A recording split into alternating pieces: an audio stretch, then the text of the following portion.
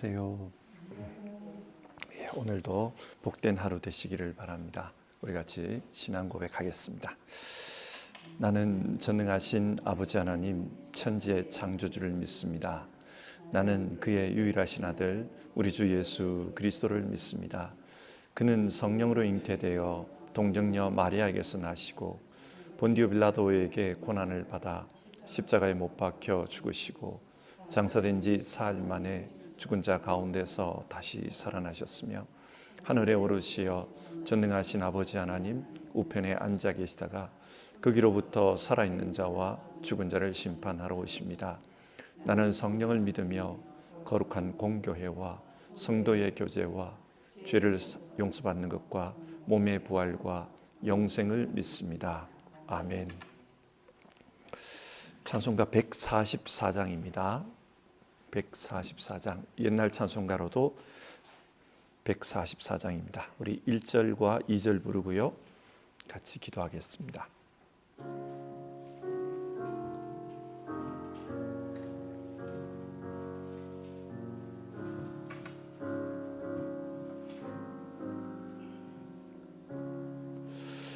예수 나를 위하여 십자가를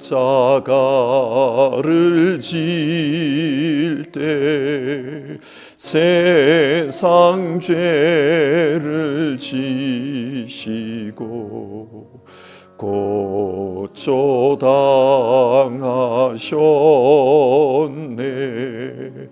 예수님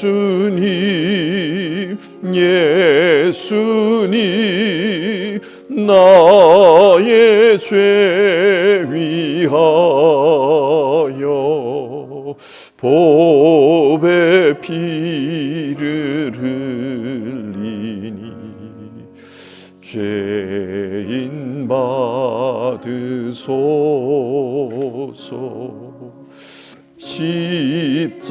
십자가를 지심을 무슨 죄가 있나 저 무지한 사람들 메시아 죽였네.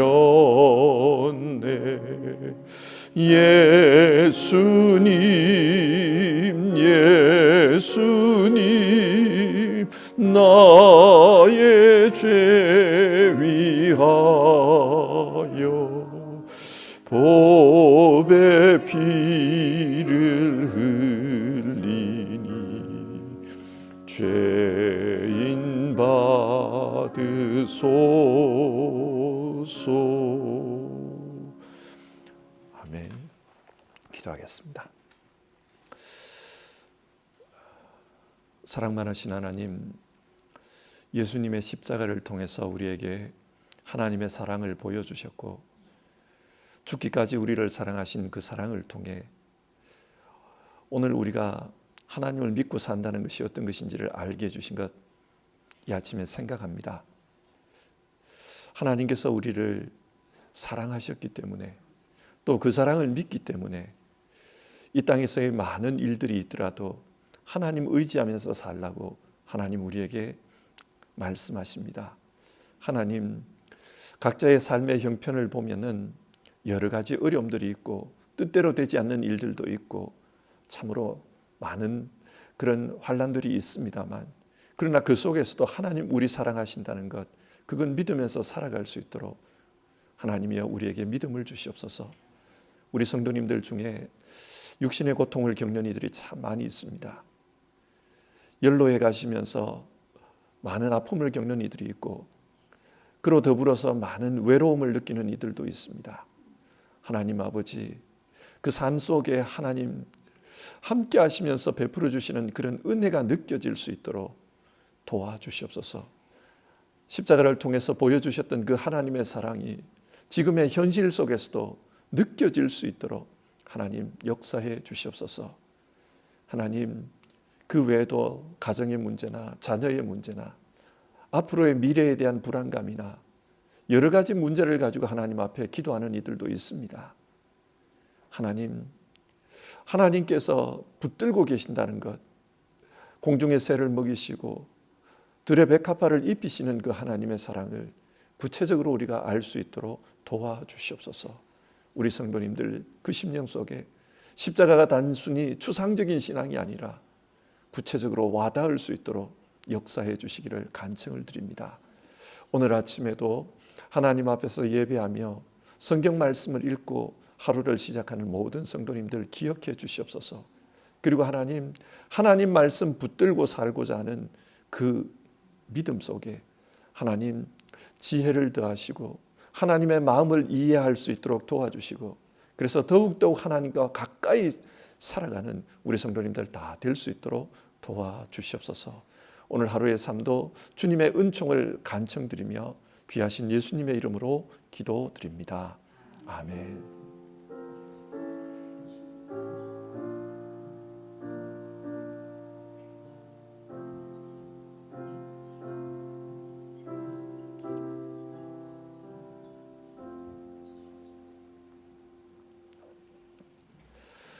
오늘 읽으실 성경 말씀은 누가복음 23장입니다. 누가복음 23장의 말씀을 같이 보겠습니다. 누가복음 23장 33절부터 38절까지 33절부터 38절까지 우리 한 절씩 교독해서 읽겠습니다. 23장 33절에서 38절입니다. 33절을 읽겠습니다.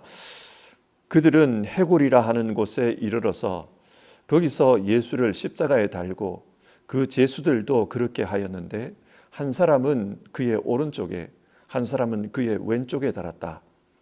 그때에 예수께서 말씀하셨다. 아버지, 저 사람들을 용서하여 주십시오.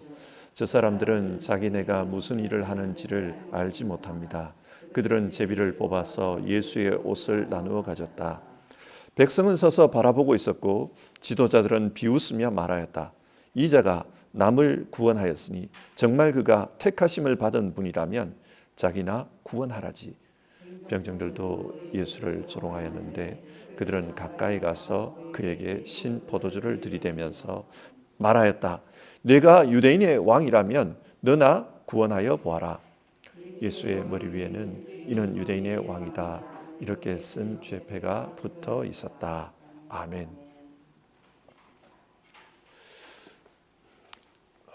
누가복음 23장은 예수님의 십자가 사건에 대해서 말씀하고 있습니다. 십자가는 우리 기독교의 상징입니다. 그래서 교회 건물에도 십자가가 있고 지금 우리 예배당 안에도 십자가가 있습니다. 그런데 이 십자가가 어떻게 기독교의 상징이 되었을까요? 원래 십자가는 로마인들이 사용하던 사형 틀입니다. 죄 지은 사람들을 가장 잔인하게 또 가장 고통스럽게 죽이기 위해서 만들어진 그런 사형 틀입니다. 그런데 우리는 이 십자가를 우리를 향한 하나님의 사랑의 표식으로 이해합니다. 왜 그렇습니까? 누가복음 23장 1절에서 25절은 예수님께서 빌라도와 헤롯 앞에서 재판받은 이야기입니다. 이 말씀이 우리에게 증언하는 바는 예수님은 죄가 없었다는 사실입니다. 그 자리에 있던 유대인들이 여러 가지 말로 예수님을 고발했다고 합니다. 그러나 명확한 증거가 없었습니다. 조작된 고발들이었습니다. 그래서 예수님은 무죄다라고 그렇게 이야기를 했습니다. 빌라도는 예수님을 풀어주려고 했다. 성경 그렇게 말합니다. 하지만 유대인들은 그런 빌라도에게 격렬하게 항의했습니다. 결국 여론에 밀려 빌라도는 예수님에게 십자가 죽음을 선고하게 됩니다. 이렇게 보면 모든 일이 악한 인간의 의도에 따라 진행되는 것 같습니다. 하지만 이 모든 일 뒤에는 하나님의 뜻이 있었습니다. 그게 어떤 뜻입니까? 신명기 21장 23절은 나무에 달려 죽은 사람은 하나님께 저주를 받아 죽은 자다. 그런 말씀이 있습니다. 사도 바울은 이 구절에 근거해서 예수님의 십자가 사건은 우리 대신 하나님께 저주받은 사건이다, 그렇게 말합니다. 갈라디아서 3장 13절의 말씀인데요, 그리스도께서 우리를 위하여 저주를 받은 사람이 되심으로써 우리를 율법의 저주에서 속량해 주셨습니다. 기록된 바 나무에 달린 자는 모두 저주를 받은 자이다 하였기 때문입니다. 하나님은 우리 대신 예수님에게 저주를 내리셨습니다. 그렇게 함으로써 우리를 죄의 저주로부터 자유롭게 해주셨습니다. 그래서 우리는 이 십자가 사건을 하나님의 사랑으로 이해합니다. 복음서에 따르면 예수님은 이 십자가에서 7번의 말씀을 하셨습니다. 가상 7원입니다.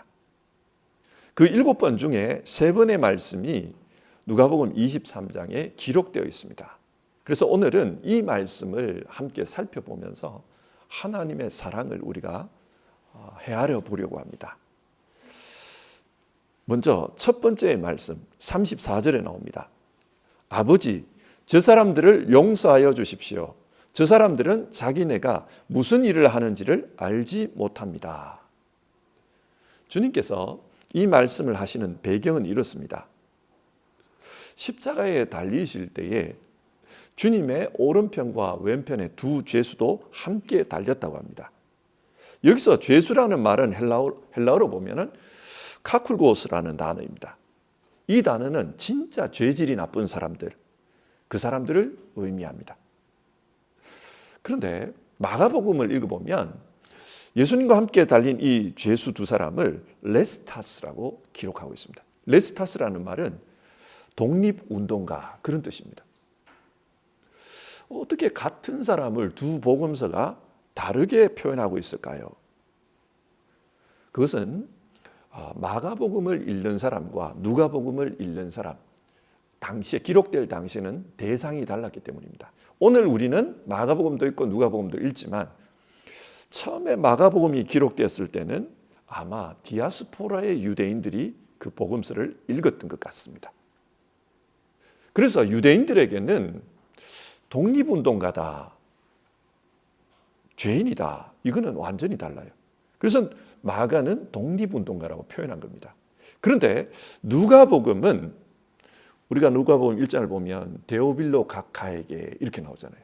데오빌로에게 보내는 편지입니다. 데오빌로는 로마 사람입니다. 로마인에게는 독립운동을 한 이 사람들도 반역자일 뿐입니다. 범죄자일 뿐입니다. 그래서 카쿨고스라는 이 단어를 사용한 겁니다. 자, 이게 뭘 의미합니까? 왜 예수님을 이런 죄인 중에 한 사람이라고 그렇게 기록하고 있는 겁니까? 예수님은 우리의 죄 때문에 스스로 죄인 취급을 받은 그런 분이라는 것입니다. 하나님의 속죄양입니다.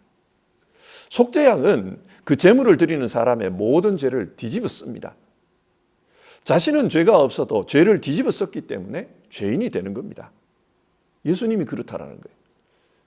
이에 대해서 이사야서 53장이 이미 예언한 바가 있습니다. 그가 찔림은 우리의 허물 때문이요, 그가 상함은 우리의 죄악 때문이라.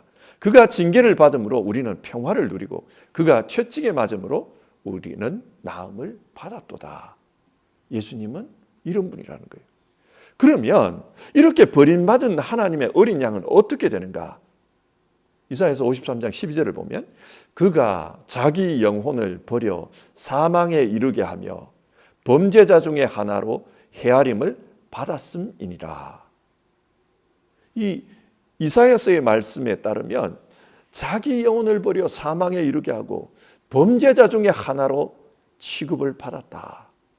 예수님은 이 말씀대로 범죄자 중에 한 사람처럼 십자가에 달린 겁니다. 그런데 그 당시 사람들은 이 사실을 몰랐습니다. 그래서 예수님을 비웃고 조롱합니다. 35절을 보면요, 지도자들은 비웃으며 말하였다. 이 자가 남을 구원하였으니 정말 그가 택하심을 받은 분이라면 자기나 구원하라지. 지도자들, 종교 지도자들이 예수님을 비웃었습니다. 그리고 36절과 37절, 병정들도 예수를 조롱하였는데 그들은 가까이 가서 그에게 신포도주를 들이대면서 말하였다. 네가 유대인의 왕이라면 너나 구원하여 보아라. 지금 예수님은 하나님의 속죄양으로서 대신 죄를 뒤집어 쓰고 죄인처럼 되었습니다. 그런데 사람들은 그 예수님을 조롱하고 비웃습니다. 이런 상황에서 예수님께서 기도한 겁니다. 아버지, 저 사람들을 용서하여 주십시오. 저 사람들은 자기네가 무슨 일을 하는지를 알지 못합니다. 예수님의 이 기도는 용서의 기도입니다. 하나님의 사랑은 용서를 통해서 표현되었습니다. 마태복음 18장에서 예수님은 1만 달란트 빚을 탕감받은 사람 이야기를 비유로 들려주셨습니다. 1만 달란트, 이 돈은 한 개인이 도무지 갚을 수 없는 그런 큰 돈입니다. 그러므로 1만 달란트 빚졌다가 탕감을 받았다. 이 사람이 누구를 가리키는가? 죄로 말미암아서 죽을 수밖에 없는 우리 인간을 가리킵니다. 사람은 자기 힘으로는 도무지 자기 죄를 어떻게 할 수가 없습니다. 그런데 예수님으로 말미암아 탕감받은 겁니다. 그런데 탕감받은 그 사람은 어떻게 살아갑니까? 그 사람이 길을 가다가 자기에게 100데나리온 빚진 자를 보았습니다. 성경은 그 사람을 친구라고 표현합니다. 자기에게 빚진 그 친구를 붙잡고 와서 왜 빚을 안 갚느냐? 왜 그렇게 하느냐? 그러면서 때리고 감옥에 보냈다. 그런 말이 나옵니다. 자기는 용서받았지만 자기는 용서하지 않습니다. 예수님은 이 비유를 통해서 십자가를 통해 용서받은 사람들, 그 사람이 어떻게 사는 것이 마땅한지를 교훈하신 것입니다. 또 예수님은 제자들에게 기도를 가르쳤습니다. 우리가 우리에게 죄 지은 자를 용서하여 준 것 같이 우리의 죄를 용서하여 주십시오. 용서의 삶을 살라는 겁니다. 하나님의 사랑은 십자가에서 용서로 나타났습니다. 그래서 우리에게도 용서하는 삶을 살라, 그렇게 말씀합니다. 두 번째 말씀은요, 43절에 나옵니다. 내가 진정으로 네게 말한다. 너는 오늘 나와 함께 낙원에 있을 것이다. 이 말씀의 배경은 이런 겁니다. 예수님께서 십자가에 달리실 때 양편에 달렸던 사람들이 있었습니다. 그 중에 왼편에 달렸던 사람이 예수님을 모독합니다. 여기서 모독이라고 번역된 이 단어는 신성모독을 가리키는 단어입니다. 그리고 그 모독의 내용이 뭐냐? 39절인데요. 너는 그리스도가 아니냐? 너와 우리를 구원하여라. 이 사람이 왜 이런 내용으로 모독을 했을까요? 지금 이 십자가 달려있는 이 장소에는 여러 부류의 사람들이 있었습니다. 그런데 그 사람들의 말들도 이 죄수와 비슷해요. 지도자들의 말, 이 자가 남을 구원하였으니 정말 그가 택하심을 받은 분이라면 자기나 구원하라지.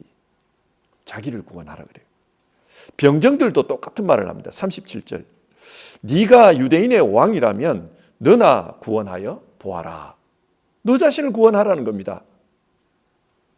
그래서 이 이야기를 듣고 있던 이 죄수도 똑같은 말을 한 거예요. 네가 정말 그리스도라면 너와 우리를 한번 구원해봐라. 그 이야기를 하는 거예요. 자, 여기서 우리가 주목해야 할 부분이 있습니다. 그게 뭐냐? 이 말을 하는 사람들이 다들 전제를 붙이고 있어요. 뭐뭐라면 전제를 붙입니다. 네가 택하심을 받은 자라면, 네가 유대인의 왕이라면, 네가 그리스도라면 전제를 붙이고 있습니다. 여러분, 이 말이 굉장히 익숙하지 않습니까? 누가 이런 말을 했습니까? 누가복음 4장을 보면 사탄이 이 말을 해요. 사탄이 예수님을 시험하면서 이런 말을 합니다. 네가 만일 하나님의 아들이거든 이 돌을 명해서 떡이 되게 해라. 네가 만일 하나님의 아들이거든 성전 꼭대기에서 뛰어내려 보아라. 사탄이 그런 말을 했습니다. 그리고 그 사탄의 말은 지금 십자가 앞에 있는 이 사람들에 의해서 반복되고 있습니다. 그 누가복음 4장에 인상적인 말이 기록되어 있죠. 사탄이 예수님을 시험하고 예수님이 말씀으로 물리치니까 잠시 떠났다 그래요. 사탄이 잠시 떠났습니다.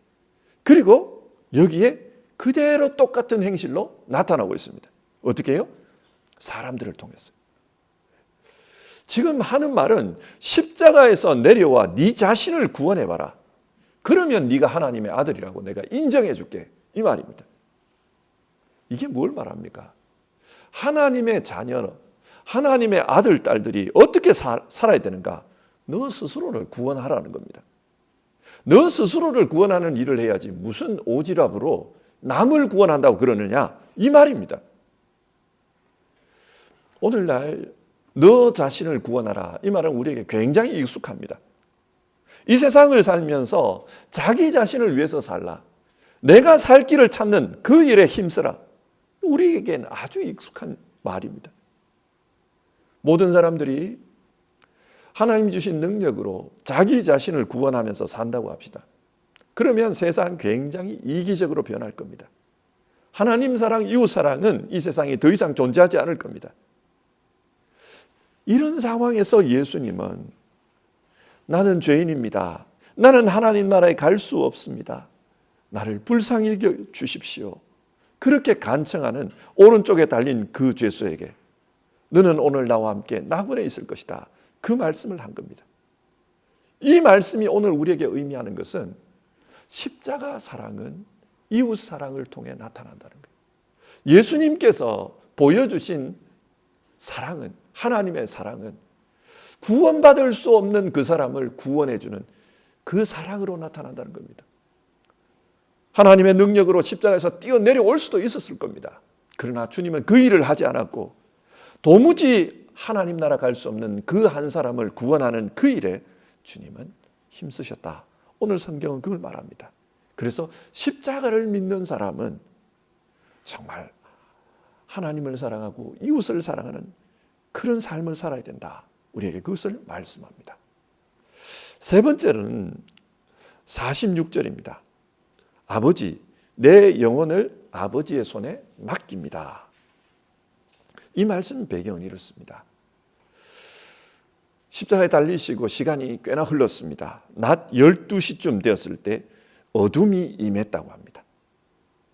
여기서 어둠은 하나님의 심판을 상징합니다.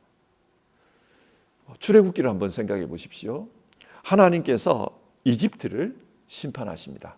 그때 심판할 때 10가지 재앙을 내리는데 그 재앙 중에 하나가 흑암이었습니다. 앞을 볼 수 없는 캄캄함이었습니다. 이처럼 오늘 본문에 나오는 이 어둠 역시 하나님의 심판을 상징합니다. 예수님도 이것을 아셨어요. 그래서 어둠이 임했을 때 엘리 엘리 나마 사박다니, 나의 하나님 나의 하나님 어찌하여 나를 버리셨나이까, 그 말을 합니다. 예수님은 이 어둠과 함께 하나님께서 심판하고 있다는 것을 아셨습니다. 성경이 지금 말하는 것은 예수님은 우리 대신에 심판을 받으셨다는 말입니다. 그리고 이어서 성전 휘장이 찢어졌다, 그런 말이 나와요. 성전의 휘장이 찢어진 것에 대해서 히브리서 10장 20절은 이렇게 말합니다. 그 길은 우리를 위하여 휘장 가운데로 열어놓으신 새로운 살 길이요 휘장은 그의 육체니라. 예수님의 육체가 찢김으로 말미암아 하나님 앞으로 나아갈 수 있는 성소의 휘장이 열렸다는 겁니다. 그래서 우리는 담대하게 하나님 앞에 나아갈 수 있게 되었다, 그걸 말합니다. 자, 이 순간에 예수님이 기도하신 겁니다. 아버지, 내 영혼을 아버지의 손에 맡깁니다. 사실 이 말씀은요, 시편 31편 5절에 나오는 말씀입니다. 시편 31편은 다윗이 기록한 시인데 다윗이 원수들에게 쫓길 때 그때 썼던 시입니다. 거기에 이런 말이 나와요. 내가 무리의 비방을 들었으므로 사방으로 두려움이 감사였습니다. 그들이 나를 치려고 함께 의논할 때에 내 생명을 빼앗기로 꾀하였습니다. 나의 앞날이 주의 손에 있사오니 내 원수들과 나를 핍박하는 자들의 손에서 나를 건져 주십시오. 다윗은 원수들에게 쫓기면서 생명의 위협을 당하고 있었습니다. 하나님께서 나와 함께하지 않는 것 같은 그런 상황을 느꼈습니다.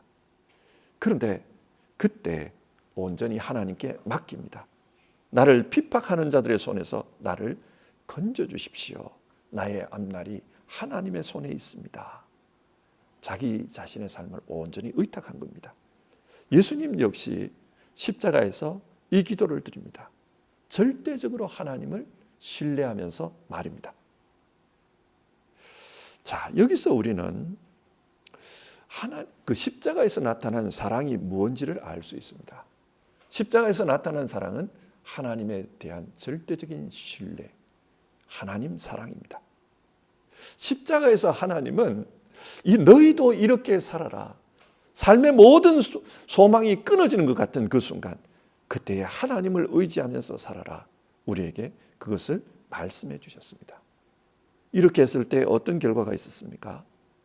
예수님은 죽으셨지만 부활했습니다. 그리고 사람들은 회개합니다. 47절을 보면은 그 백부장이 이 사람은 참으로 의로운 사람이었다, 그렇게 고백하는 내용이 나옵니다. 초대교회의 그 전해오는 이야기에 따르면 이 사람은 나중에 복음을 전하는 사람이 되었다고 합니다. 로마 교회는 이 사람의 이름이 롱기누스라고 이야기하고 있습니다. 주님의 복음을 전한 사람이 되었습니다. 그리고 48절을 보면 구경하여 모여든 무리도 그 일어난 일을 보고 모두 가슴을 치면서 돌아갔다. 거기에 있던 무리들도 회개하고 가슴을 치면서 돌아갔다. 그 말씀이 이루어집니다. 그 말씀이 기록되어 있습니다. 주님께서 하나님을 절대적으로 의지하며 그렇게 돌아가셨을 때 그 믿음은 사람들을 회개케 하는 역사로 나타났다. 이것을 말씀합니다. 자, 오늘 말씀을 정리해 봅시다. 오늘은 우리가 십자가에 대한 말씀을 읽었습니다. 예수님은 십자가에서 우리 대신 죽으셨습니다. 우리의 죄를 짊어지셨습니다. 자, 그렇다면 이 십자가를 믿는 사람들은 어떻게 살아야 하는가? 오늘 우리는 그 말씀을 나누었습니다. 십자가는 하나님의 사랑이 나타난 것입니다. 그 하나님의 사랑은 용서를 통해서 나타났습니다. 저 사람들은 자기 죄를 알지 못합니다. 용서해 주십시오. 그리고 십자가에 나타난 하나님의 사랑, 그 사랑은 스스로를 구원할 수 없는 그 사람을 사랑하는 그 사랑으로 나타났습니다. 네가 오늘 나와 함께 낙원에 있을 것이다. 그 한 사람을 구원하는 사랑으로 나타났습니다. 그리고 십자가의 사랑은 믿음으로 나타났습니다. 모든 것이 다 끝나버렸을 때 아버지, 내 영혼을 아버지의 손에 맡깁니다. 절대적으로 하나님을 믿으며 하나님을 사랑하는 그 사랑으로 나타났습니다. 그 결과 세상은 달라졌습니다. 회개하고 돌아오는 역사가 있었습니다. 오늘 우리가 이 말씀을 생각하면서 신앙했으면 좋겠습니다. 십자가를 믿는다는 것은 구체적으로 용서의 삶을 살아가는 것, 구체적으로 한 사람을 불쌍히 여기며 살아가는 것, 그리고 모든 소망이 끊어진 것 같은 그 순간에도 하나님을 붙들고 믿음으로 사는 것, 그것이라는 것을 우리가 알고 우리도 그렇게 살았으면 좋겠습니다. 같이 찬송하겠습니다. 338장입니다. 338장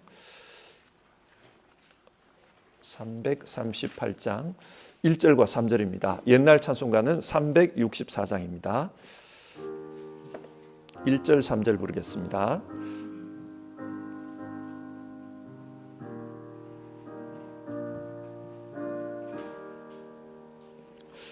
내 주를 가까이 하게 함은 십자가 짐 같은 고생이나 내 일생 소원은 늘 찬송하면서 주께 더 나아가기 원합니다.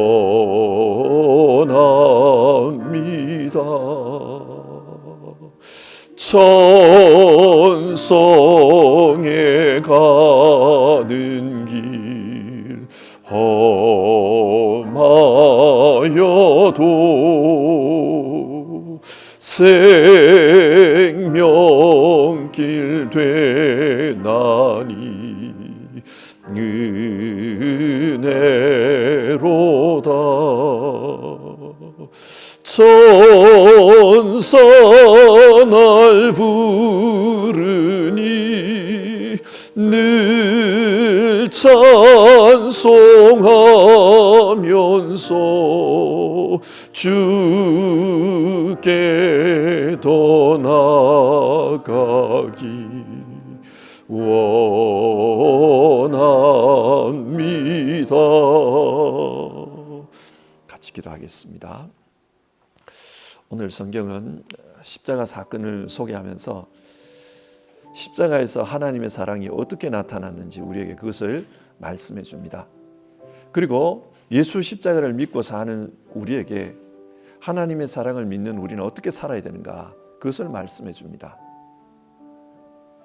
구체적으로는 용서입니다. 하나님, 저들의 죄를 용서하여 주십시오. 자기들이 하는 행동을 알지 못합니다. 우리도 어떤 누군가를 용서하면서 살라고 우리에게 그것을 말씀합니다. 그리고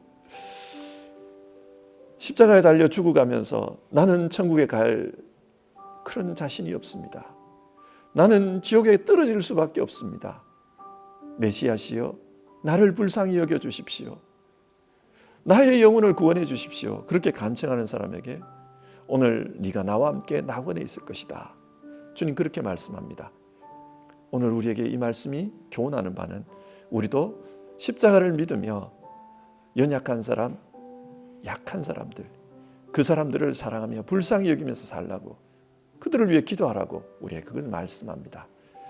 또 주님께서는 모든 것이 다 끊어져 버린 순간, 흑암이 임하고 생명의 마지막 순간, 호흡이 헐떡헐떡대는 그 순간, 아버지, 내 영혼을 아버지의 손에 맡깁니다. 그렇게 말하며 끝까지 하나님을 사랑하고 의지하는 것을 보여주셨습니다. 우리에게도 그렇게 살라고 말씀합니다. 오늘 우리 기도합시다. 주님, 용서의 삶을 살게 하옵소서.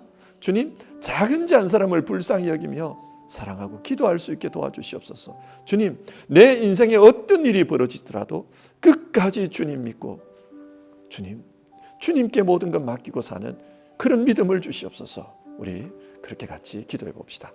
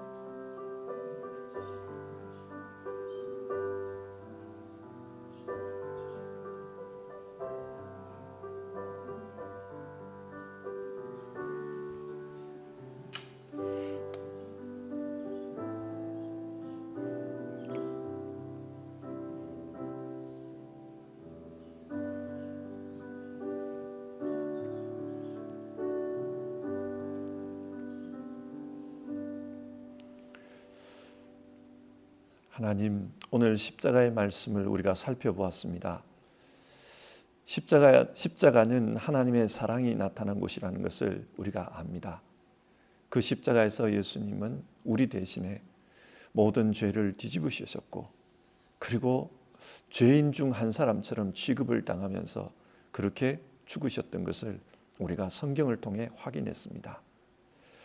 주님의 십자가로 말미암아 우리 모두는 나음을 입었습니다. 죄로부터 건짐을 받았습니다. 하나님의 자녀라고 부르심을 얻게 되었습니다.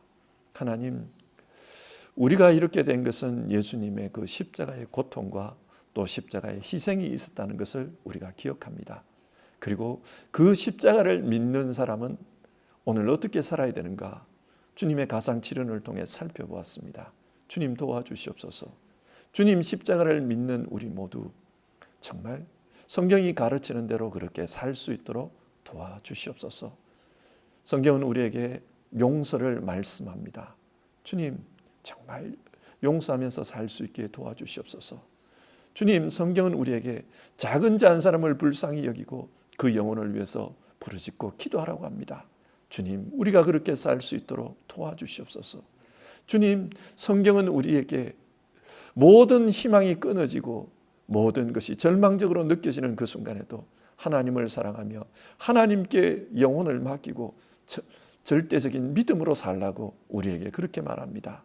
주님, 우리에게 이 믿음을 주시옵소서. 감정에 따라서 변화되는 그런 믿음이 아니라 어떤 순간에도 어떤 상황에도 하나님을 믿고 살아갈 수 있는 그런 믿음을 우리에게 주시옵소서. 하나님 아버지, 우리 성도님들 중에 어려운 상황 속에 있는 이들을 기억해 주시옵소서.